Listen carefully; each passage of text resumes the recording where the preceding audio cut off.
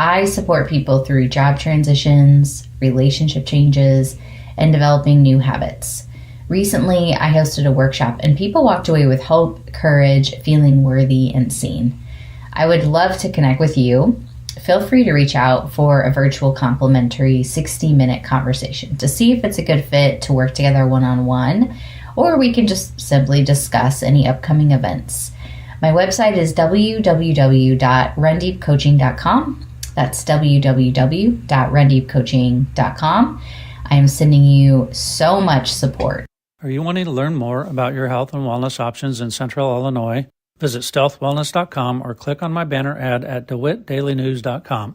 Let me, Dr. Bill Byers, show you some simple, under-the-radar ways to improve and take control of your health. Hi, I'm Brett with Central Cremation Center, and we proudly serve all of Central Illinois. We offer the most affordable and convenient arrangements in the area with plans starting at just $795. Many of our plans are available by clicking our icon at DeWittDailyNews.com. 9 years ago this month, Love It Once More thrift store in Clinton opened its doors. This is Connie, and I want to thank you for supporting us. To celebrate, this month we have all our clothing and shoes 30% off. Look for us on Facebook, Instagram, and DeWittDailyNews.com. DeWittDailyNews.com is the area's leading local news source 24 hours a day, 7 days a week. Get the latest local news, obituaries, police splatter, weather forecast, and more with no paywall. Head to DeWittDailyNews.com to get the local information you need to know. Your friend in Central Illinois. WHOW. Top of the morning. Thanks for being with us. I'm your host today, Seth Lawrence. The WHOW Morning Show streams to Facebook and YouTube, brought to you by Peterson Insurance, your Pekin Insurance agent in Clinton. My guest in studio this morning is Kendra Wallace with the University of Illinois Extension in DeWitt, Macon, and Piatt counties, talking all things 4-H. Good morning, Kendra. Good morning, Seth. Thanks for coming out and talking with us here this morning. And boy, I know it's February, and everybody's longing for the summer, the spring and the summer, right? But that's probably the last thing on our minds. But 4-H is right around the corner. The 4-H fair is right around the corner, believe it or not. It is, and we start preparations for our summer exhibits right after the ending of the previous year. Mm-hmm. So we've already kicked off. We're working on final touches for our show book. So as soon as that's available, we will get that out to everyone in both digital and physical copies. You just need to contact the office. So as soon as that's available, again, we just encourage everyone to keep an eye out on our website and their emails to follow us on the e-update as well. Sure. But there's going to be a lot of changes to projects in there. Okay. General projects has quite a few new categories that have come in. Like what? The one I think that stands out to me the most is definitely in the visual arts section. So chalk carbon pigment has been split now into 3 different categories. There's now so it used to be just how do they list that? It was like digital design. Mm-hmm. So it was anything that was created in a computer science program. Mm-hmm. But now they have split that, and now there is computer-generated art, and then there's a graphic design category now, which I think is really cool to help the kids that, are wanting to explore graphic design as a career choice. Mm-hmm. Just kind of gives them an ability to showcase what they're learning in those areas that is going to be more precisely judged based on graphic design. We've also seen another split. So we used to just have 3D mixed media, which was a combination of no more than 40% of each medium. Now they have split that. Now there's 3D mixed media, but there's also 3D diorama. So wow, cool. The dioramas have seemed to be a huge project that has taken over that area, and so they wanted to split them out and, again, give them a more focused judge that can dive deeper into the specifics of that project. Sure. Now, are you recruiting judges at this point in time? Always. Yeah, if anyone has any interest, we are always taking judges. anywhere from visual arts. Definitely still looking for someone who is well versed in the STEM area. STEM judges are really difficult to find, I understand, but it's literally a couple hours on a Friday or a Saturday. If you guys have some time to dedicate to that, that would be great. Communications is another big area that's up and coming. Foods, I'm trying to even think, collections, horticulture, floriculture, trades is another big area. So like welding, woodworking, natural resources, geology, weather. I mean, take your pick. Yeah. So what in terms of the judging process, what does that look like? So we ask our volunteers for a max of about 4 hours, and that gives you time to check in, kind of look over your paperwork, and then it's just a one-on-one conversation with the kids. So it's traditional conference-style judging where a judge will come in and ask the member a series of questions to elaborate on the process of that project. So where did you start? Where did you end? What did you learn from it? If you could do something differently, what would you choose to do differently? And then the judge kind of gives their personal or / professional opinion on how the 4-H'er could make the project better or ideas for a project for the following year. Okay. All right. Yeah. So a lot of some interaction there. Definitely. Like one-on-one stuff too, right? Yes. Yeah. Each 4-H member is presented one-on-one or presents their project one-on-one with the judge. When the 4-Hers check their projects in Friday morning, they will be given a packet. The packet has tags. They attach those to their projects, and then each time, or for each project that they check in, they'll choose a time to judge that project. So they get about 10-15 minutes max with the judge, just explaining again the process, their experience. Now that is why it is so important that we show or have the show book, because that is what guides the parameters for the project as well. Okay. So some projects are very open and kind of freelance to choose whatever falls in that category, and then there are other projects that are more specific when it comes to requirements, such as maybe completing a project manual or something along those lines. Do you need your judges to be familiar with those parameters, and the specific project in that project book? We give all of our judges the information ahead of time. So I always send out a confirmation email that gives the pages for the show book from the show book for the specific area that they would be judging. So that way, if there are parameters, they are well aware of what they're supposed to be looking for to kind of pinpoint. And then each judge has a rubric as well. And those rubrics kind of outline that as they're going through their questioning with the members. I know you've got a lot on your plate anyways, but how do you go about recruiting judges? I mean, are you reaching out to like folks maybe in the trades or industries, things like that? Yes, definitely. We always send kind of a follow-up email for anyone who's judged with us in the past to invite them back. And for other areas, we're all busy. We understand that. So for any areas that may not have someone available, we'll reach out to our community partners for sure. And then, if it is more specific, such as a trades welding, for instance, then we would, I genuinely, try to choose somebody who's going to be familiar with that area. So we've reached out in the past. We have reached out to the schools to talk with their trades teachers. We've also reached out to professionals in that area to kind of see if they would have some time to dedicate to it. And so. Cool. Very good. Well, and if someone is out there, considering this opportunity to guide it, because these, and I think the trades, because definitely. Just because there's such a shortage of those individuals, and we know that unless kids and young people start to get into those things, it's only going to get worse. So in terms of like a person out there that's like, boy, I'd love to, just get in front of a child or a kid and help them out in this area, but I just don't know if judging them is something for me. That sounds so not harsh, but it's it just sounds so like you didn't do this well, you didn't do what's your encouragement to folks like that? My encouragement is we're always trying to make a positive, constructive feedback for the kids. It's a learning experience first and foremost. Like, this is not for, a $10,000 prize. It is a small awards system, so they're probably going to get a ribbon or a banner from it, but it's just giving them the building blocks to continue to progress in the area that they're interested in. Right.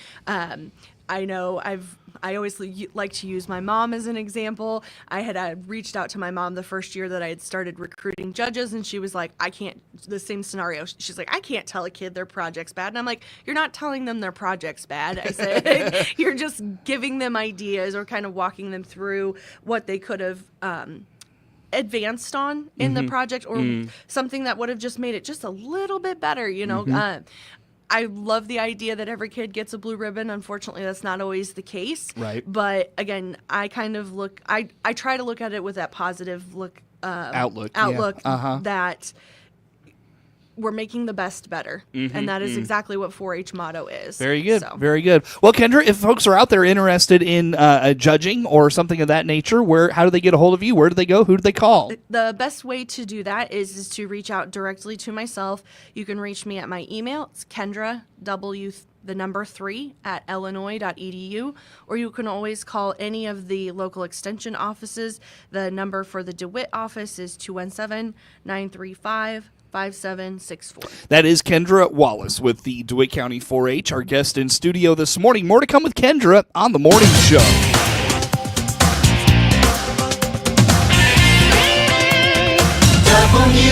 WHOW.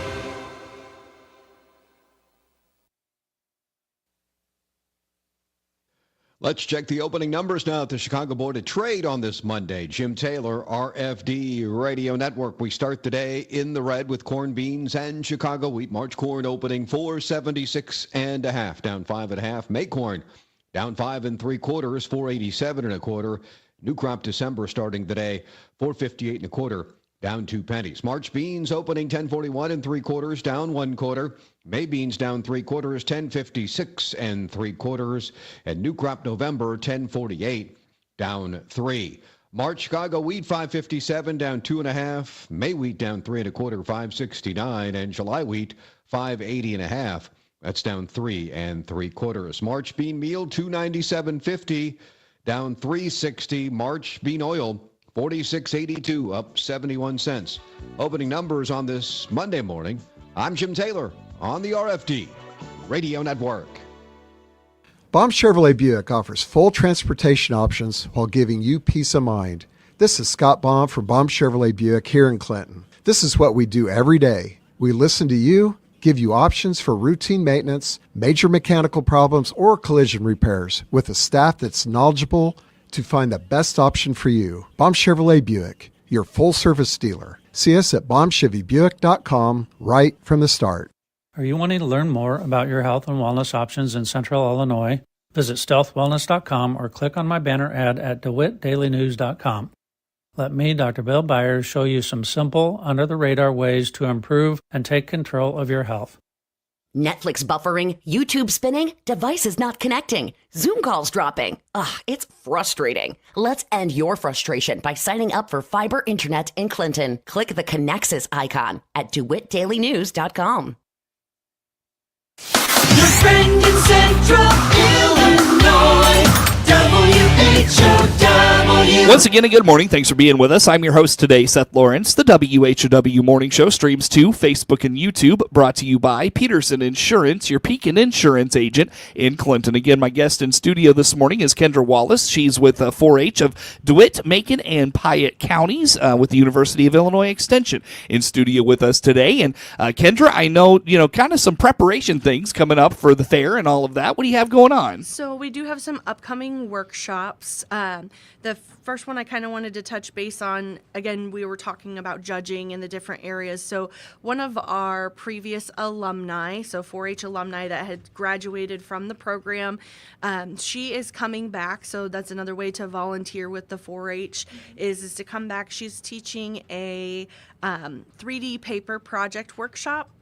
And so for anyone who is interested in honing their 3D paper skills, learning tips and techniques to create the best project possible to bring to the show, so getting some pointers beforehand before the project is judged, that is coming up.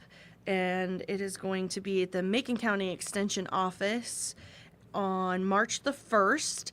And there is a registration for that. We ask that everyone go to the goillinois.edu and then /3D, and they can register for that by February the 27th. So that is open for registration now.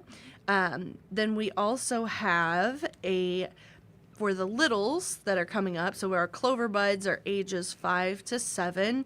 They have a workshop, Clover Buds Spring Breakers Workshop. It's designed, again, for that 5 to 7 age range, and is packed with exciting activities that will spark their imagination and keep them engaged during the spring break. So that is March the 20th at the Piatt County Extension Office. And again, registration will be open for that here shortly. And that registration breaks March the 14th. So that's the last date to register for that. So if you've got any littles that are interested in doing that. So those are a couple of workshops that are coming up, gearing you more towards the fair type curriculum. Will there be more of those as we get closer to the fair? Definitely. Yeah. We always encourage everyone, again, keep an eye on our website, Facebook pages, and then if you haven't done so already, to sign up for the 4-H e-updates. Those come out every Monday. Okay, very good. Very good. Any other seminars or programs to mention there, Kendra? Yes. So we have our upcoming public speaking. Oh, yes. That kind of it is a culminating event and kind of goes hand in hand with our show, but it happens a lot earlier than that. So our public speaking event is, and I apologize, let me pull the flyer up here. It is on March the 15th at the Macon County Extension Office. And again, this is for all of our 4-Hers participating. So anyone in the 3 counties of DeWitt, Macon, or Piatt. And that is going to be covering formal speech, illustrated speech, original works, or original interpretations. That, again, if you could register by March the 12th, there'll be more instructions in that e-update, and then the flyers will be coming out here directly as well. But to prepare for that, we do have a workshop, again, just coaching and preparing for the actual event itself. That one will be hosted on February the 13th at the Macon County Extension Office, and will be and we ask registration by February the 10th. Okay, so right around the corner with that one then. Yeah. Make sure you keep it on the radar. It's a week from today, that registration deadline. So very good. Well, Kendra, anything else on those programs? As far as those programs currently, I think that's really what we have on the docket for Sure. now. But again, they're always coming up, and they're always expanding on that. We now have a full 4-H staff, so great. There's more and more events that'll be coming up. So definitely keep an eye out. Sounds great. Very good. Well, Kendra Wallace with 4-H in DeWitt, Macon, and Piatt counties in studio with us here for this morning. And 4-H camp dates are now set. I know this is a big one that the kids look forward to, 4-H camp. Tell us about this. For sure. So the registration for that opened up. We actually had early registration for enrolled 4-H members, but now registration is open to everyone. So check that out. That is at the Allerton 4-H Memorial Camp in Monticello. The dates are June the 3rd through the 7th, June the 8th through the 12th, June 15th through the 19th, June 29th through July the 3rd, and then August the 2nd through the 6th. So they're doing a later date this year as well. All right, very good. And you can do all of that registration through the website. And I apologize, I did not pull that up in advance. That's all right. I want to ask you, what is 4-H camp? What do the kids do at 4-H camp? So 4-H camp it's a crazy fun experience. So the kids get to come in, and just much like the 4-H program in and of itself, the kids get an experience or a chance to stay at camp parent free. So I know that's always a big plus for the kids. But they have the experiences of canoeing, swimming, fishing. Like they get to essentially just pick whatever area they would like to enjoy. I know they have the new arts and crafts building out there. Oh, wow. There's so much to do. It's a lot of fun. So I know that's always the highlight of a lot of 4-Hers experiences, is getting the chance to go out there and, gain leadership, gain confidence, and just gain opportunities of kind of branching out on their own in a safe and controlled environment. Right. Meeting new people, Yep, probably. exactly. All of those things. Sure. Very good. So 4-H camp, again, how do folks learn more about that? Did you end up finding that website, Yes. Kendra? So that is going to be through the state website. And I apologize. That's all right. Should have kept going. It's all right. They could probably Google it, right? Yes, yeah, you can always Google 4-H camp. Okay, so that would be. So this one's kind of long, and I do apologize, but it is any of the. You can go directly to the state 4-H site, so 4h.extension.illinois.edu, and then select the events tab, and then there's a complete drop down for 4-H Memorial Camp, and that has the link to the application and directions and all of that good stuff. Very good. Very good. Well, Kendra, I've got about 2 minutes left with you. What I missed today you want to put out there for us? Anything? I just encourage everyone to take a look at 4-H. It's still a great program, going strong. Always looking for volunteers, and that is in such a big capacity. You don't have to be a club leader. You don't have to be a judge. You could be, just even a mentor to the kids or a helper to one of the club leaders. There's lots of different avenues for that, but just encourage everyone to check it out. And for the kiddos, you can enroll in 4-H all the way up to April 30th to show at the fair. So there's still time to do that. All right, very good. Well, Kendra, again, the website for all things extension and 4-H in DeWitt, and Macon, and Piatt counties. So that is extension.illinois.edu. And then /D for DeWitt, M for Macon, P for Piatt. Sure. And 4-H books, I know, will be, or fair books will be going out soon. Yes. Remind us how to keep up with when those come out. Those will be coming out soon, and as soon as we get those out, you will see them on the website. Again, same one it said, and that announcement will also come through Facebook and the e-updates. All right, very good. Well, Kendra, always good to talk to you. Thanks for making time for us. Thanks, Seth. I appreciate it. Definitely. Kendra Wallace is with the DeWitt County 4-H with DeWitt, Macon, and Piatt counties in studio with us for this morning. The morning show streams to Facebook and YouTube, brought to you by Peterson Insurance, your Pekin insurance agent in Clinton. Of course, we stream live online all the time at DeWittDailyNews.com.